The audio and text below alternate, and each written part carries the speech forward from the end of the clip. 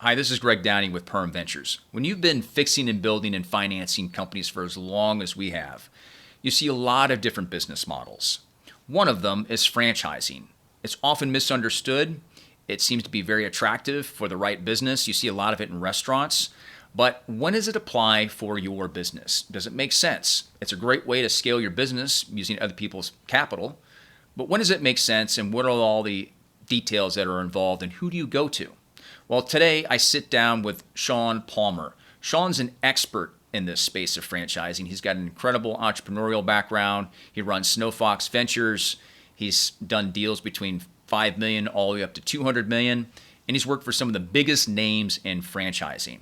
So we sit down, talk to Sean. Hope you're going to learn a lot in this episode, and we'll talk to you in a few minutes. Hey, today I'm here with Sean Palmer. Sean has an incredible background and career in venture capital, private equity, commercial real estate. He's done a lot of M&A stuff. He's done transactions anywhere from 5 million, exceeding 200 million, and also an expert in franchising. He's done stuff domestically and international. He's blown up brands. He's worked for some of the biggest ones. So today I've got Sean here to talk about his background and hopefully give some nuggets on franchising. And for those that are looking at doing it or in it, or going that direction, it always helps to have that senior level of guidance and experience kind of guiding you along the path. Because as we all know, in the world of venture, you can make a small step and end up way off on your target. So with that, Sean, I appreciate you joining our little podcast here and spend some time with me. Yeah, Greg, thank you so much. It's always a pleasure to jump on and talk about things that I've learned throughout my career. And I think where we learn from each other is, first of all, through the mistakes. And those mistakes lead to success because once you learn, you apply that and you just get to move forward with a better opportunity next time. And so I'd like to, share successes and mistakes and let everyone know, it's not always perfect, but it's a lot of fun. And as long as you have a passion for it, it works out. Absolutely. No, you said it well. It's like you experience the valleys. No one likes going through the valleys. You think Yeah, you're the only one in the valley, but that's where all the lessons are learned, right? that's right. So let's start off, man. You've got a very impressive background. You've done a lot, and your background with Starpoint Brands and EXP Commercial, and then Snow Fox. I Yeah. guess if you can start us kind of from the beginning of where does your career start, and where has it led you, and what are some of the things you've been involved in? Yeah, you know what? It's been a great it's been a lot of fun. And I'll tell you, I started in a family business where we sold all the restaurant equipment to big companies like McDonald's, Hardee's, Chick-fil-A, Burger King. And that groomed me at a very young age how to deal with these very large Fortune 500 companies. And as a young kid working in my family business for about 13 years, um, I learned more than I thought I learned. And I also was a very aggressive young guy that wanted to have his own company. And so after 13 years, I asked my father if I could exit, and he reluctantly said yes. And so I was able to take proceeds from that and move into my own company. That company was basically a company that I created, that someone initiated. I was able to further it for a couple of years, and eventually it was sold to United Technologies, which eventually became a product in one of the largest national food companies in America. And so I didn't know what M&A was when I was in my 20s. I was 27 years old when I sold that company. And what I learned is I created something, I built it, and I sold it. And it was so much fun. I was like, how cool would it be if I could generate and do that again? And so I began to study the craft of how to do it better and bigger and learn from those people like you, Greg. When I was a young guy, I was a student. I actually tried to get around the greatest people that have done similar things that I wanted to go do again, but I knew I didn't have the level of education I needed in this field. And so I took the time to get to know them. They shared with me because I was a guy that could not talk and listen. And I think when you can show someone that's very successful that you really want to learn from them, I think the first thing you got to do is show that you want to learn, that you don't want to just talk, and talking prevents you from learning at that time. Mm, well said. Yeah, it's you can meet a lot of different people in different walks of life, and especially in business, right? Where the ones that listen, God gave us 2 ears and one mouth for a reason, right? But That's it's right. also, are you coachable? And I was kind of the same way. It's like I wanted to learn, from the ivory tower, the guys that were running the companies that started the company. It's like that was the fascinating part, right? Sales was fun, marketing was great, money was good, but how these things were created. Obviously, you got the bug early on, and gosh, doing that in your late 20s must have been, quite the shot in the arm to keep running. It was quite the shock, and I'll tell you, it's, I was like the same people that have these companies that they go out to create something. Their goal is to create this great company, in which I did. But I found myself investing millions of dollars and running short. And I wound up picking up a partner that was twice my age, and very successful business guy, a gentleman out of Miami, was basically an immigrant from Cuba, came to the United States with nothing, made himself an extremely wealthy individual. And he was my first real mentor. And he showed me that second best is never acceptable. Changing your standards for any client is unacceptable, and remaining true to your foundation is very important. And so I learned that at a very young age. And he taught me so many things about carried over into my career. And I am so thankful for that transaction. And yes, it was very profitable, and it gave me a springboard to move to something else. Um, and look, I don't, sometimes we can call it expertise, and sometimes we can call it education, and sometimes we can call it luck. And sometimes you add all those together, and that's really what it's about. And that's why when you get these people that absolutely know what they're doing, they can help you move the needle when you don't even know where to start. And that's really, like if we fast forward all the way to Snow Fox Ventures, and we can go back and forth, but that's what Snow Fox does. We've got 5 individuals with incredible business knowledge, highly educated, um, and even um, that have done deals not only in the United States, but throughout the world, and from all size transactions in very many different industries. And because of that, our expertise can help an individual get to where they want to go, and shed light on funding, on operations, on support, on growth, or maybe it's just a bad idea and you need to hear that. And sometimes no one wants to hear their company or their vision or their goal isn't something that we believe in, but sometimes that helps you to either pivot or to stop spending money on something that may not ever happen. Hmm. Yeah, I totally agree with you. I know when we go in and we look at companies and we do the due diligence, right? We're really good at, we start first with a person, right? Are they a good jockey to bet on, right? Are they Yeah. humble? Are they coachable? Have they hit their head against the wall enough to be like, hey, I want help, right? I'm good at what I do, but I'm not good at everything. Fill in the gaps. And so when we go and we work with, especially these earlier stage companies, and we do these assessments, usually have a visionary entrepreneur has a good idea, right? Yep. Do they have it protected with intellectual property? Do they have a prototype? Have they secured the land? Have they done drawings? Like, so have they made some progress? It's not just a dream, right? Yep. But it's going, have they surrounded themselves with good people? And a lot of the times when we deal with the earlier stage companies, like I can get behind a good founder that's coachable, humble, and willing to work and move hard.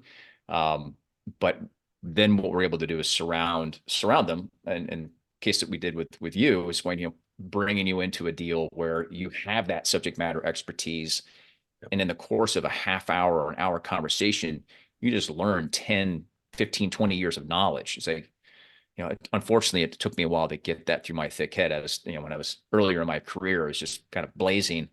But then you realize how you can leapfrog and move forward by doing just that. And having a good venture firm like you guys do with, venture partners, it's nice to find those types of groups. That's why I wanted to have this conversation, is that to find very successful people that are also humble and also willing to kind of lean in and provide that knowledge, and give you critical feedback that can move you in the right direction is it's really kind of hard to find, especially in the venture world. Yeah. Um, I let me think ask you you're this. right. Go ahead. Go ahead. What I was going to say is I agree with you, Greg. When it comes to any deal that we look at, and I think I learned this early on, and it sounds like you did too. It starts with good people. You know, if you don't have good people with a good opportunity, with good bones in the company, you're not going to go too far because trust is the beginning of everything. And when trust is established, then people can listen to each other and collaborate and move forward. And I think that that is extremely important. Humble and cooperative and present and just being a good person is going to go a lot further than I think anyone could imagine. Now, if you're just a good person, that's not going to make you have this great company unless you've got the vision for that. But I think it all goes hand in hand. Yeah, absolutely. Absolutely. Um, so when you're looking at a business, let's just start with a business in general, Hmm. right? When you're doing what you do, I guess tell a bit people about Snow Fox. Like, Yeah. what are the type of deals you look for? What are the Yeah. ranges? Give us a little background on Snow Fox and the stuff that you're focused on. Yes. Snow Fox Ventures is a company that is built of five partners, again, from various industries. Lots of success from different companies that we either own or have owned. And what we're looking for is intellectual property, primarily. Intellectual property that has value. We created a process many years ago where we could value intellectual property and take it to the market and loan money against intellectual property, giving a company the ability to have capital without going to venture capital or private equity. When that happens, the reason we created this product is because most of the companies that come to us are going through their first or second rounds of capital funding. Their goal is to go public. And eventually, if they keep going to the private equity groups, they're going to run out of equity. And therefore, when they do go public, there's nothing left for them. There's no reward. And so when we started the process of value and intellectual property with a lot of other great guys in the industry, um, we were able to create a vehicle. So once that intellectual property is valued, we could loan money against it. And so that gives them the capital they need to go to where they need to venture out to. And so Snowfox Ventures is just guidance and an investment banking firm that can help you do that. Our box is about we like companies that have revenue. Now, if you have intellectual property and you don't have revenue, as long as we can value your intellectual property in extremely high value, we can still fund you. But traditionally, since the market has moved quite substantially in the last 2 years, we like to see revenue. It's a lot easier. We like to do debt financing versus equity.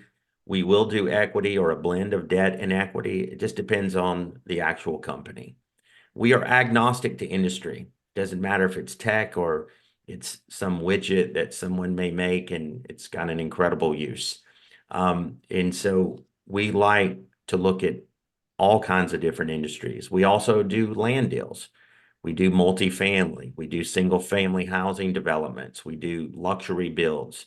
And so if you are in real estate, you need some help, we are very good at funding real estate deals. We can LP, we can GP, or we can do both, whatever makes sense for the deal. Or we may just fund your land acquisition and allow you to continue to move forward without us. So there's a lot of opportunity, guys. And when also Snowfox Ventures has a very large footprint in the M&A space. We are good at selling companies from about 5 million in revenue up to about 200 million. We have an incredible team behind us. We have analysts. We have the whole entire process. We've done hundreds and hundreds of transactions successfully, and we do that annually, and we work with the best in the industry. So I don't think there are companies that are greater and probably bigger in size, but I don't think there's anyone with more expertise to get the job done professionally. And I think that's what counts. And what's the best thing is when you do have a windfall, whether it's selling one of your companies or you sold a piece of property, or even if you sold a lot of crypto, we can now treat your capital gains through a deferred sales trust. which will basically defer the capital gains for 99.9% of the tax liability. We put that into a trust.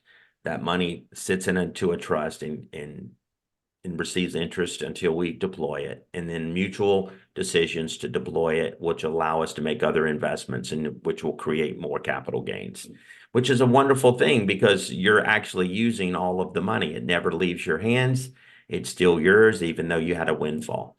So Snow Fox Ventures is very diverse, but we look forward to working with really anyone that's out there that gets to hear this, that wants to learn more about us. It's very simple to get in touch with us. It's snowfoxventures.com. You can schedule an appointment and we can go from there. Excellent. No, I appreciate that. You fit really nice with our continuum. We do a lot of the earlier, in the trenches type stuff and vetting and due diligence and building and getting them right to get to market. And we have some companies that are generating 10 million in revenue. Yep. We also do a lot of the earlier stage pre-revenue stuff. So having, folks like yourself that are that nice continuum of, okay, you've graduated, we've got your revenue, you're at this next level, let's, introduce you to some folks so we can take it to that next stage. And really we really kind of pride ourselves on is kind of say we're your SWAT team. Like we're going to surround you, we're that sniper in the tower that's watching your back, because you're going into a world where you're dealing with some very sophisticated people that can, comes down to the fine print. You miss a couple of those and it could dramatically change the outcome. But it's nice to find other groups like yourself that, have that same philosophy and same ethics and building. And speaking to the ethics side, I think this is something that people should hear because that's not typical of venture. Yeah. You said something to me when we were together in Fort Lauderdale about the charitable side of Snow Fox and what your vision is on giving back. Can you explain a little bit about that? Because I think that'd be worthwhile to a lot of people. We're a purpose-driven company, and we align ourselves to many amazing companies. David Green is an incredible family. They give 50% of their profits back to cause every year, which would be, it could be widows, sick children, anything that makes the world a better place. And Snow Fox Ventures gives 25% of our profits back to cause every year. And I think that is probably the greatest and most important thing to the 5 partners of Snow Fox Ventures. You can wake up all day long and you can make all the money you would like, but when you give it back, there's no greater feeling than seeing what you've done in your business life change people in their personal lives. And I think that bringing that to your city, your counties, your states, and countries around the world, there is honestly, I wake up and I really wake up not only to do business and do it passionately with incredible integrity, but also to give back as much money that we possibly can. So bigger is better is what I tell people. And I can't wait till we can even move our percentages up to 50%. We're not there yet, but it's a goal and I look forward to it. No, that's awesome. It comes back in multiples, doesn't it? Yeah. Let me ask you this. So, with a lot of clients we work with, right? We had an extraordinary year last year. In the fourth quarter, our clients saw 200 million in term sheets. Now, some of these were big deals, right? So take big chunks of that, but still 200 million in the fourth quarter, 2023, if you're watching the news and again, it's hard to separate fact from fiction depending on what network you listen to, but always confirm and verify, do your own due diligence, right? Don't just trust the fact checkers type thing. But in the world that you play in, right? Before we started this program, we were talking about the deal flow you're in. You've got 30 different deals you guys are looking at. Billions of dollars. Yeah. And, I was with you when we were at with the family office group in Fort Lauderdale. And I say the same thing. It's going, if you don't pay attention to the news and all that stuff come across, I mean, granted, I know, Silicon Valley Bank happened what happened, right? But you dig into that story, you kind of see what happened, right? That wasn't by accident, right? But you're going in the world that you play in, the world that we're playing in, the direct investment world, right? Backing entrepreneurs, technology, innovation. Have you seen much of a blip on, direct investments, innovation, versus kind of what you see in the media of everything's falling from the sky? You know what? It's I think if you watch the news, I don't care if the economy is the best it's ever been, it's going to be all falling from the sky. Um, I also believe that if you stay in tune to what's really happening, then you get the real story, which is not just locally, it's globally. And for us, 2023 was one of the best years ever in my history, with Snow Fox Ventures and me personally. And I tell people that the world's going to change, every day and every year. And if we just look to why we can't do something, it's always going to be in front of you to get scared and be fearful and lose your opportunity. And I think, fear keeps most of us from doing most of the things that we want to do or not having the knowledge to do it, right? And so I would say that we are in tune to the largest insurance companies in the world. We're dealing with broker dealers that are highly connected to the market, and we're dealing with, individuals, high net worth individuals that are incredibly successful, that have either deploying cash or selling something. And so we are constantly in the middle of it. And so will there be tough times ahead at times? Of course there will be. But look, in every bad year, there's people that have their best years. And with us making the right decisions and doing business with the right people, we're gonna we're gonna utilize every resource to make sure that not only do we make our own investments the most solid that we could be with the information that we have, but anyone that's our client, we're going to do the same thing. And so I think it's very important to be careful who you do business with, because as you mentioned, fine print can, if you take money from a company and the fine print is not read carefully, if it says you need 7 board meetings annually and you had 6, you could actually lose your company and they could actually take advantage of you. I'm not saying that every company out there that lends you money is going to take advantage of you. I'm just saying that if you're unclear of what you're signing, you should get some advice. You should make sure that that advice is not predatory of the agreement that you're signing. So you're going to put yourself in jeopardy of something you've worked very hard for. The one thing about Snow Fox Ventures is the one thing that we don't do is we're not going to do predatory anything. It has to be good for you. It has to be good for us, and it has to be good where the capital's coming from. And if that's the case, everybody feels good. And guess what? When it goes well, you're going to come back and you're going to put your money into our trust. We're going to save money in taxes, but we're also going to be able to form a relationship. And in the future, we're going to do some more investments together. We're going to win together. And I think that's what's important.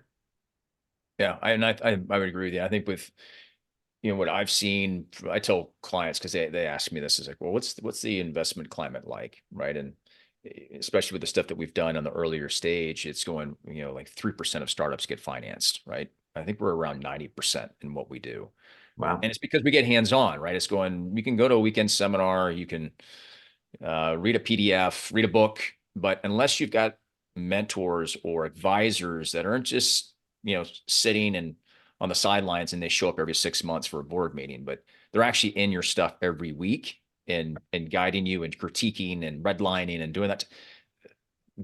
That's what we see as the big differentiator is having all that skill, all that experience. I mean, you've hit a number of different industries successfully in your career, but bringing that mind share to the table and actually being engaged, not just, Monday morning quarterback type stuff, but actually getting engaged, strategizing, plotting, bringing all the stuff that you've learned to the table.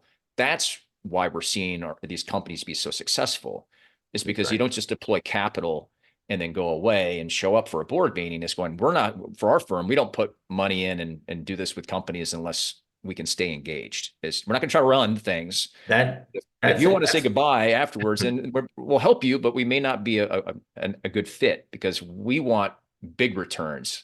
We want to help people avoid and I know what you guys are doing is, avoid the landmines and the tripwires and all the stuff that can go wrong.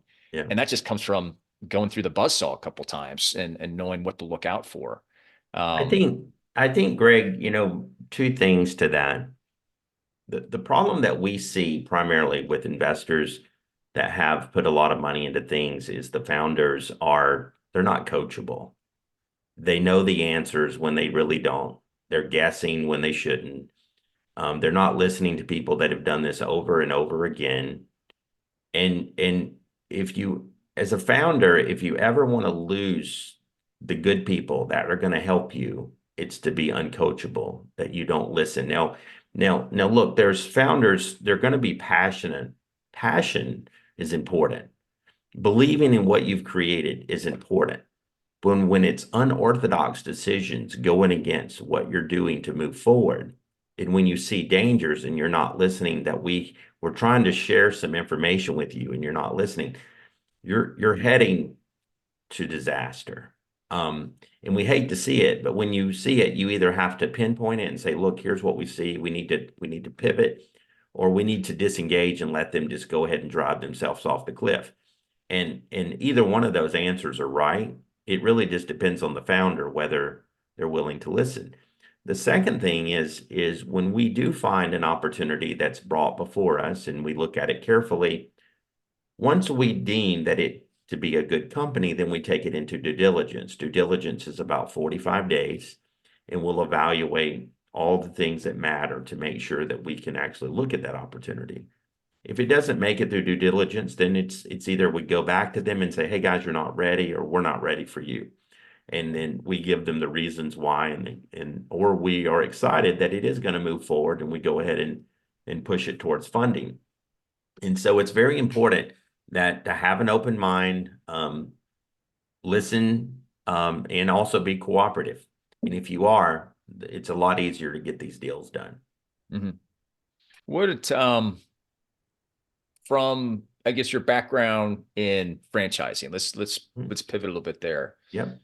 You know, a lot of people look at franchises, you know, they'll buy them, right, to have their own business, right, to get started, kind of business in a box, right, which makes sense. Those that you work with are on the other side, or the ones that are, you know, the founders of these franchises wanting to go big. Yep. Can you explain kind of how did you get into the franchise world? I mean, you worked at some, you know, you are currently, you know, with some pretty big brands and advise them, and you do stuff globally. Yeah. What attracted you to the franchise world, and you know what are some of the successes, some of the deals that you've done? Yeah. Well, this is the thing, is franchising to me is a way to grow your business with other people's capital versus your own. And so there's companies out there that, like Chipotle, that they use their own capital. They might look like a franchise. They're not. They're a corporately owned stores, and they grow with their own capital. For franchising, for me, it started when I was young. I worked for my family's business, and we sold the restaurant equipment to McDonald's, Hardee's, Chick-fil-A, Burger King, all of the big brands. And so what I realized is how effective these companies were. Not only to, first of all, an effective company is a brand that has great systems, good people, and they're managing marketing, and they're having incredible buying power, which is in return, that after effect is allowing their franchisees to run the business and make a profit. There are franchise companies that they seem like they're doing that because they have a website, they have a person telling you about how great they are, they have a brochure. You may have gone into one of their locations, you may even tasted their food in it, and it's good, but it doesn't mean that it's a good company. You got to look deeper. And we'll go into some of the reasons why that may or may not be a good company, but let's talk about, you know, franchising in a whole right now. Franchising to me is incredible. I've been a part of it my entire career. I've started my own companies. I have now been a part of United Franchise Group for 9 years. Not only have I learned and grown from one of the largest franchise companies in the world, but I actually was able to find a brand for them. The brand is the Great Greek Mediterranean Grill. It started in Las Vegas with one location. I'll never forget, you know, I didn't go in there to buy a business. I went in there to eat a meal. And the meal was so good, I was like, I had to learn more about the company. And so after lots of due diligence, eventually we did convert the company to a franchise. We built a second store. It did incredible. And now we've sold over 300 locations in 5.5 years. And so that's the beauty of franchising. It just takes someone that actually knows, that can look at your concept and look at it. Can be in anything. It can be baby diapers to pizza. It doesn't matter what it is, as long as it has good systems and all of the different things that matter to make it a good company. Because when you sell a franchise, you're selling something that really is, you're selling your success. Somebody's going to pay you a fee and you're going to get a royalty because they are buying your system. Okay. And so United Franchise Group has been around for 37 years. They're in 80 countries. They've got thousands of franchises all over the world. And luckily, I have been able to grow with them in the United States, in Australia, and Asia. And it's been a lot of fun. And so franchise industry is incredible. Mm. So what do you, when you look at if someone's to come with you with a business, right? Mhm. And in their mind, they see the same thing. How do I grow this thing? Franchising seems like the best way to do it. What are some of the metrics that you look at? How do you evaluate some of these things right off the cuff? First of all, you're going to start with just the founders. Are they good people? Because if they're not good people, it doesn't matter what we design around them, it won't function. Because if you have a conversation with someone that turns you off, that's not going to work. So that would be the first indication that it's either going to be a good or bad start. The second would be just the product. Did they are they the innovators or creators of the patent to make this product what it is? And can they substantiate it to be valuable? And what has been their success? So whenever you create a franchise company, you need at least one location that has been successful for 1 to 2 years. That success is defined as when you're operating that business, everything and every dollar that goes through the business is going inside your financials. You're not skimming off and putting money aside and not paying taxes on this, because you can't sell something that you're actually not doing. There's been several large chains out there, and you would know some of them if I mentioned the names. They sold their franchise brand differently than the way they operated their corporate stores. And eventually those stores had to be purchased back because of it. And so whenever we're negotiating or working with a founder to create a franchise, we want to make sure that they are solid personally. Their business foundation is right. Their product is incredible. They're profitable. And then they've got, if they don't have buying power and they move into a large company like United Franchise Group, then we're going to give them buying power, because we have over 10 brands. And so when you have that much expertise, when we go to different vendors, they're going to give us the absolute best prices on everything you can imagine. And then we're going to set up marketing and design their system to function like a franchise. When you run a franchise company, this is where confusion gets really murky for founders. They think the franchise company and operating their business is the same. It's not. Let's just say you own XYZ restaurant. That restaurant is going to continue to operate and serve food. But if you in return are going to sell a franchise, there's a separate company that's created to sell the franchise that was the original restaurant. Those are two separate businesses. They can't be the same, because one is selling an opportunity and one is serving food. And so it gets confusing to the founder because they want to run it as one. And I'm not saying that brands don't have corporate stores, but I'm saying that it's important to make sure that everything is ran separate and you understand that's a complete differentiation between the two opportunities. Okay. So we're looking at founders first, right? Is the business duplicatable? Can you systemize it? Are they coachable? Will they allow you guys in to come do what you need to do? If someone's in the United States and they want to franchise, when you guys do the analytics, how important is it that you can put a franchise in every state or every city? Is that important, or is it more on, I guess tell me Well, more on your thoughts there. franchising is can be done several different ways. Some people create brands and they sell licensing for states, and some people just sell licensing for countries. Um, I think a blend of both. I think if you could sell your franchise throughout the United States, look, a franchise is created. You need to create a franchise disclosure document. You need to go through a full series of procedures to set up your franchise correctly. We have a division called Accurate Franchising that will work with any individual and help them through this process. For a little under $100,000, they get everything they need, including being registered in 50 states to sell their product.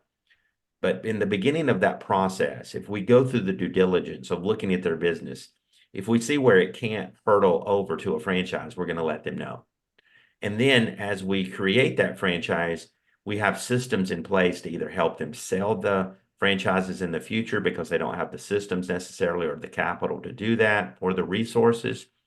Or if they do, then we're going to coach them. Keep in mind, we've been doing this 37 years.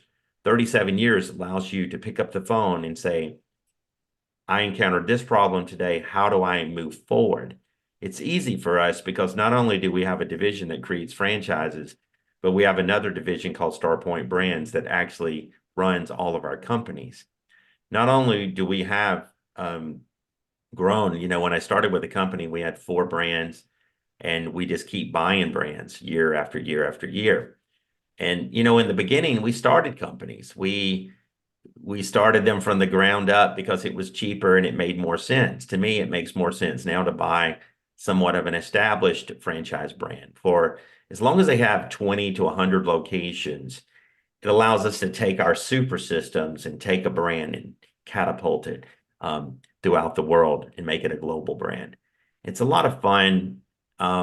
Look, domestic is easy. I tell people international is where it becomes difficult because you're now dealing with culture, you're dealing with currency, you're dealing with power and money.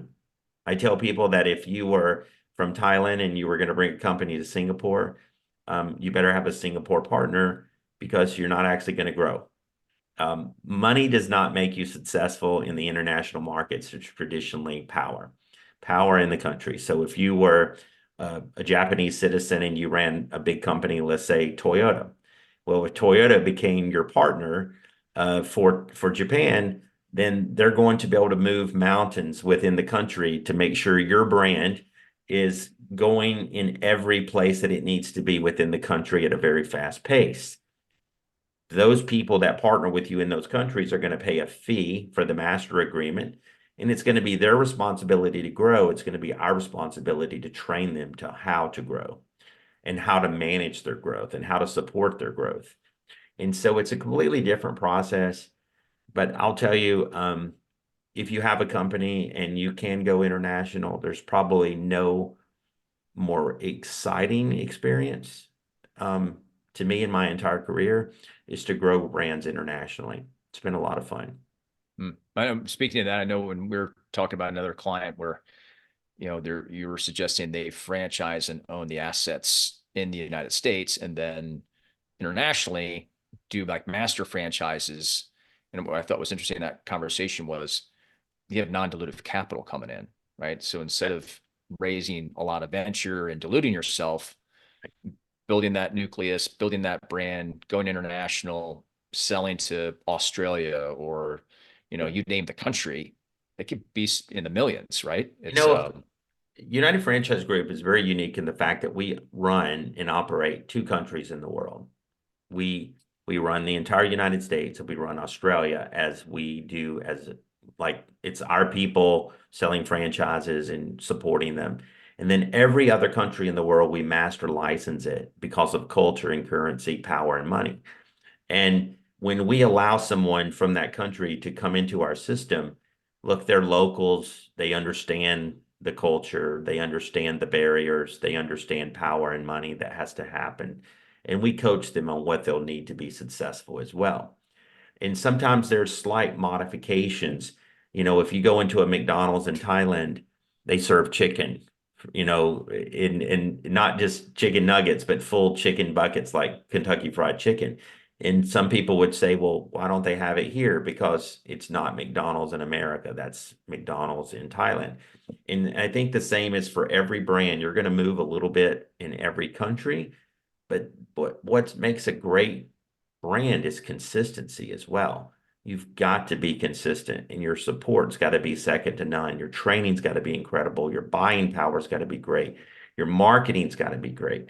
And if you don't have those things, the thing that discourages me when I see people looking at investments that not necessarily have talked to me about a franchise is they're saying, Sean, I'm about to buy X.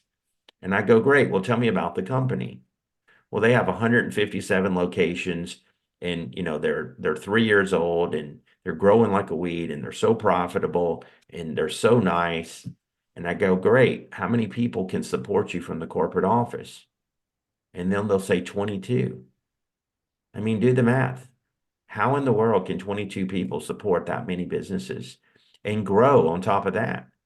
And so that's the cool thing about United Franchise Group, StarPoint Brands, is that we've got over 300 people just in the corporate office.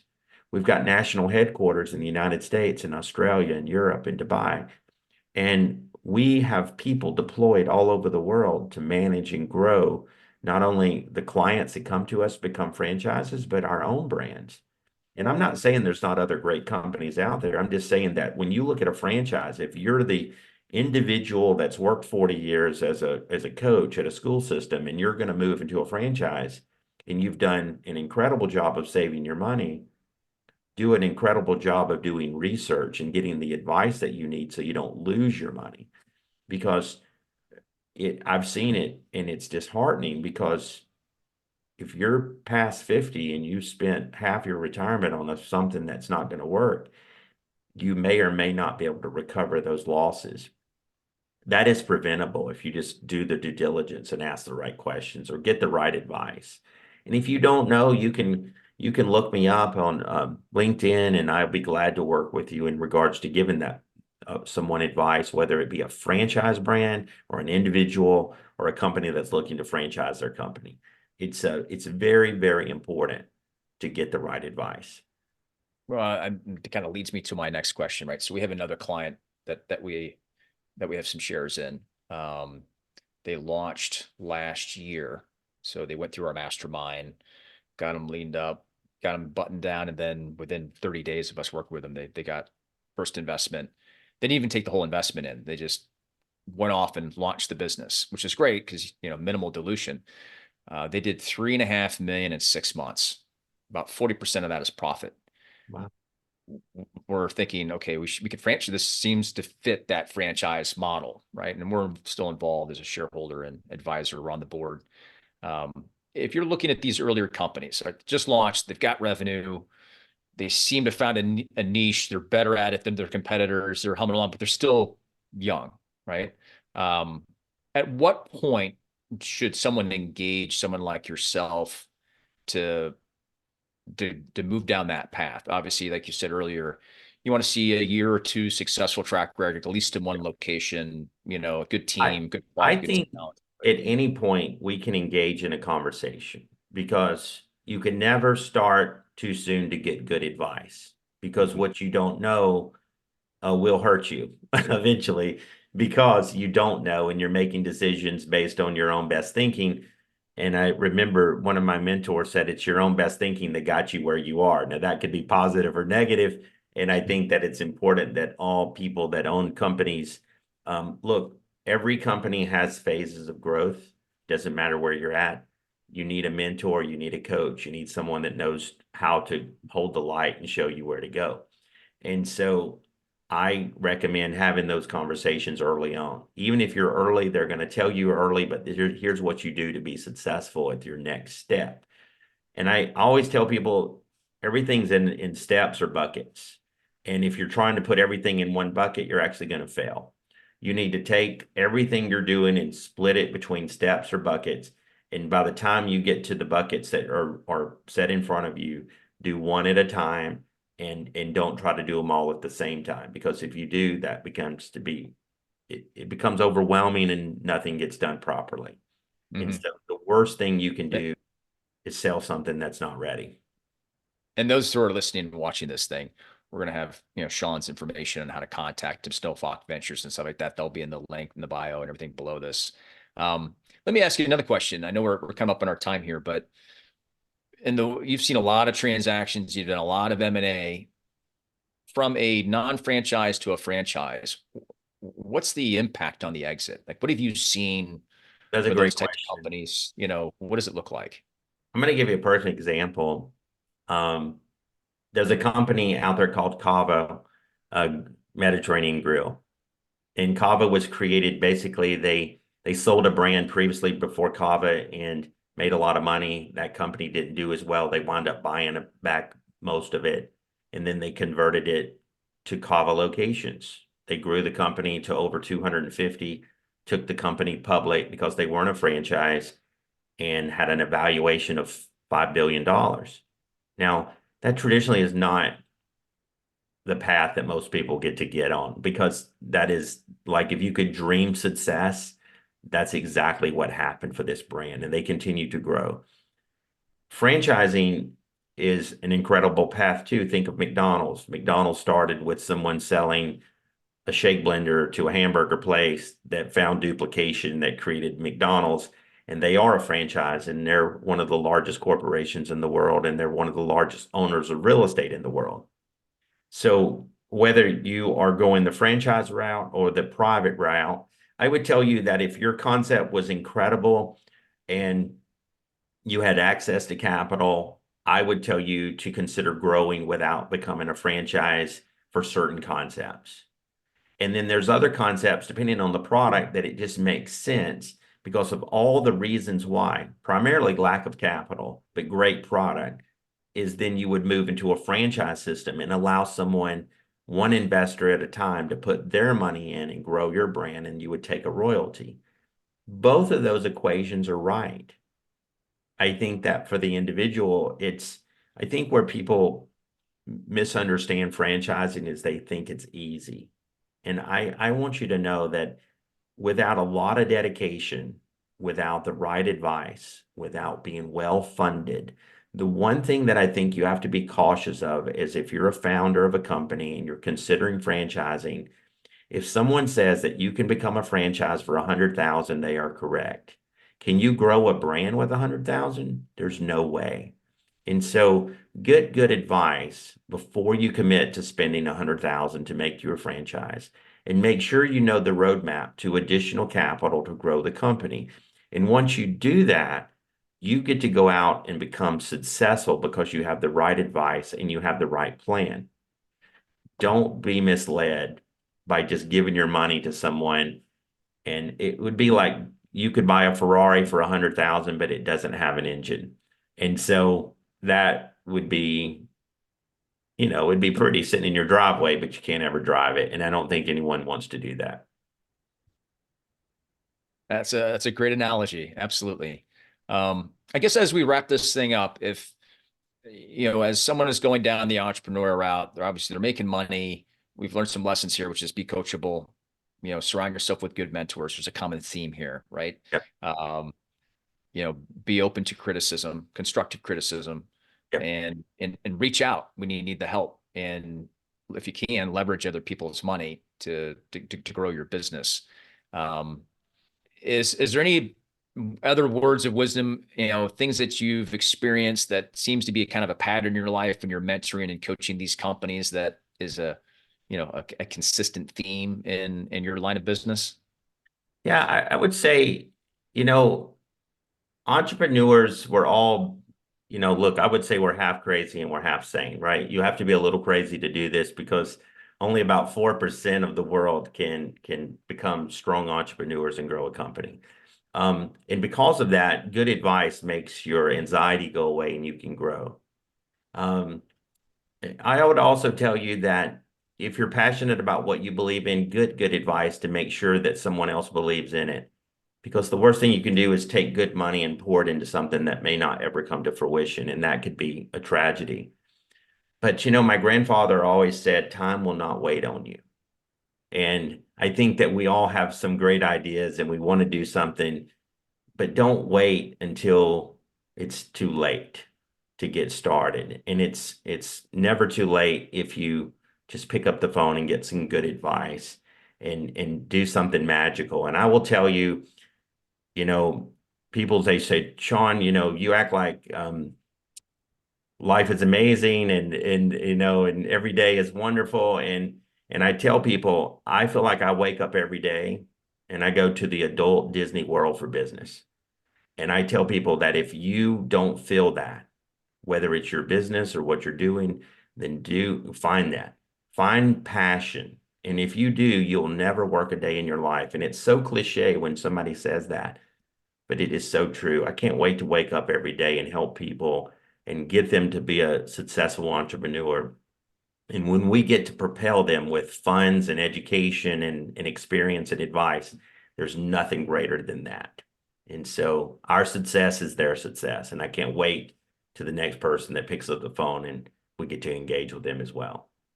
Awesome. Well said. I definitely appreciate you making time, and I know you're knee deep, actually neck deep in a lot of deals, travel, Yeah, all that kind of stuff. I hope when you make your way to Sarasota, we'll get a chance to sync up.